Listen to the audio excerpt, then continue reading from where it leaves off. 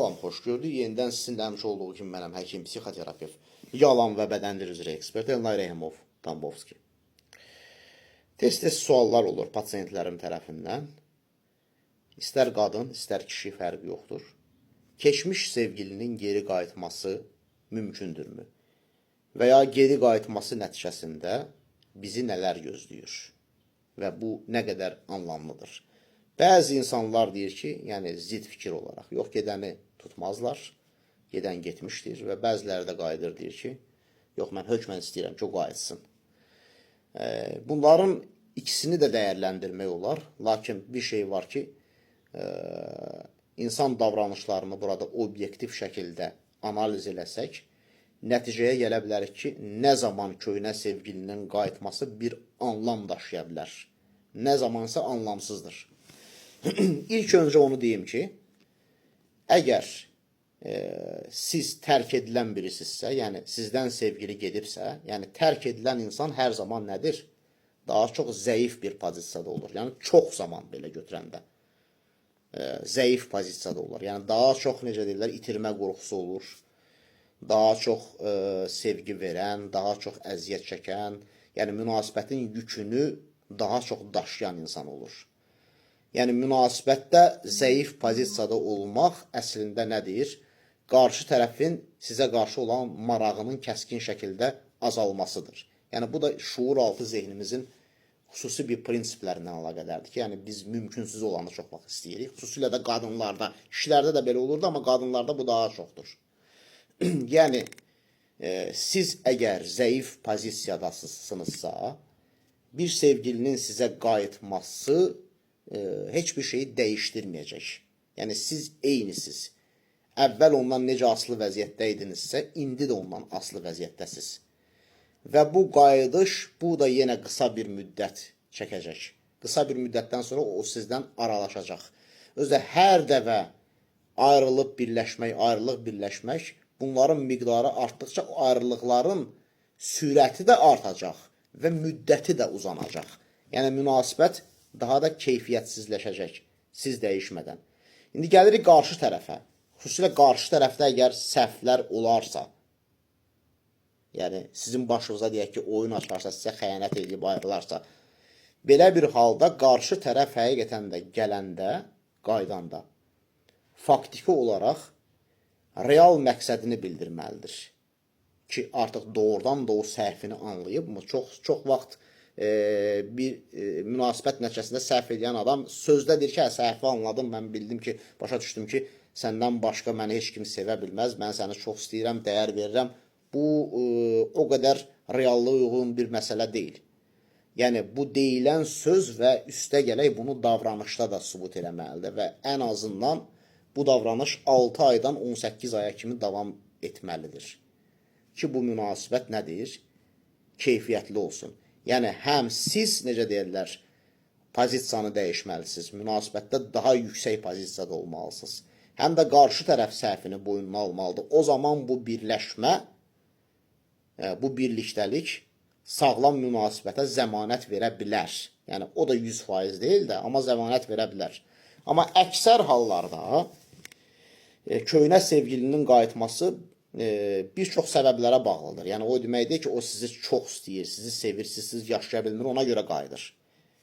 Səbəblərin biri, məsələn, impulsiv ani duyğulardır. Məsələn, ani birdən-birə nostaljik hisslər onu bürüyür ki, hər birimizdə olur. Birdən-birə deyək ki, məsələn, sinif yoldaşımız yadımıza düşür. Deyir ki, bir dənə bunu görsəydim. Ola bilər ki, sizlə bərabər anlarınız var, yaşamsınız. Birdən-birə beyninə gəldi. Bir gedim, baxım, görüm, bir soruşum, görüm o necədir, neynir. Elə ki, bir-iki kəlmə söhbətdən sonra zaten uzaqlaşacaq. Yəni, ona ümid bağlamaq lazım deyil. Yəni, o saat, deyək ki, sizə zəng eləyir və yaxud da mesajla yazır və yaxud da blokdan çıxardır, storinizə baxır, yazır, salam, necəsən, nə? O saat bir, sən qayıtdın, mən də sənsiz yaşaya bilmərəm, mən də bütün günü səni düşünürdüm, nə yaxşı ki, sən gəldin, axır ki, necədirlər, sən mənə qayıtdın deyə belə bir nəticəyə gəlmək mümkün deyil, yəni. O anlamda qayıtmayıbdır. Yəni, sadəcə yüngülvari maraqdır. Gəldi və getdi, yenidən sizi tərk eləyəcək. Bir ikinci səbəb qarşı tərəfdə sizə qarşı olan intiqam duyğularıdır. Yəni çox güclü bir, əvvəlkindən olduğundan da artıq bir güclü bir pozisiya ilə qayıdıb və sizi əzmək üçün qayıdır. Yəni bunu da nəzərə almaq lazımdır. Xüsusilə qadınlarda bu daha çox müşahidə olunur. Bir üçüncü səbəb sadəcə deyək ki, öz egosunu təsdiqləmək üçün, öz dəyərini təsdiqləmək üçün qayıda bilər. Yəni həzm edə bilmir ki, ola bilsin ki, sizin başqa biri ilə münasibətiniz var və siz ona fikir vermirsiniz, onu yox sayırsınız. Həzm edə bilmir, sadəcə yoxlamağa çalışır ki, görəsən yenə də o dəyərlidirmi? Yenə də o sevilməyə layiqdirmi? Yəni bu xüsusilə xanımları götürəndə o ego təsdiqi onlar üçün çox vacibdir. Yəni hətta qarşı tərəfə aşiq olmasalar belə, qarşı tərəfin onu unutduqlarını həzm edə bilmirlər. Bu da bir səbəblərdən biridir. Belə olanda da çox vaxt ya deyək ki, blokdan açıbsa storyaya baxacaq, elə yüngülvari salam yazacaq, amma xüsusi bir dərinliyi olmayacaq. Sadəcə öyrənsə ki, siz də onun üçün darıxıbsınız, o zaman özünü yaxşı hiss edəcək. Zaten bu buradadır, bu hara gedir ki, onsuz da başqa yerə getmir. İstənilən vaxtı yenə ona qayıda bilərəm. Yenə sizi tərk eləyəcək. Amma görsə ki, yox, sizin pozisiyanız dəyişib, artıq nələrsə bir şeyi dərk eləməyə başlayacaq ki, artıq bunu davam eləməyin ya mənası yoxdur, ya da artıq nədir?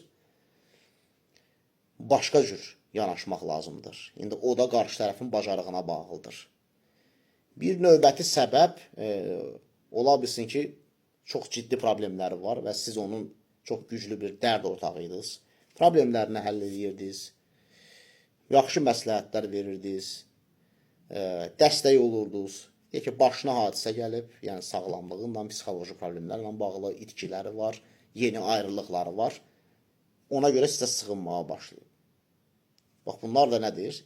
Səbəblərdən biridir. Yəni, bir sevgilinin sizə qayıtması o anlama gəlmir ki, o hər zaman sizə aşiqdir. Və yaxşı, nə etmək lazımdır? Edilməli olan şey yuxarıda bir qismini qeyd eləmişdim. Öz pozisiyanız güclü olmalıdır.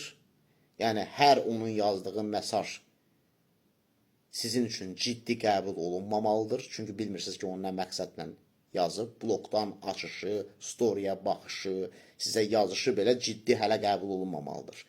Əgər o doğrudan da real şəkildə sizdən üzr istəyirsə səhvlərinə görə, sizi sevdiyini etiraf edirsə və üstə gələkdə bunu davranışda sübut edirsə və bu ən azından 6 ay ilə 18 ay arasında sınaq müddətində belə davam edirsə, o zaman demək olar ki, bəli, köhnə sevgilinin qayıtması hansı bir anlama sahibdir.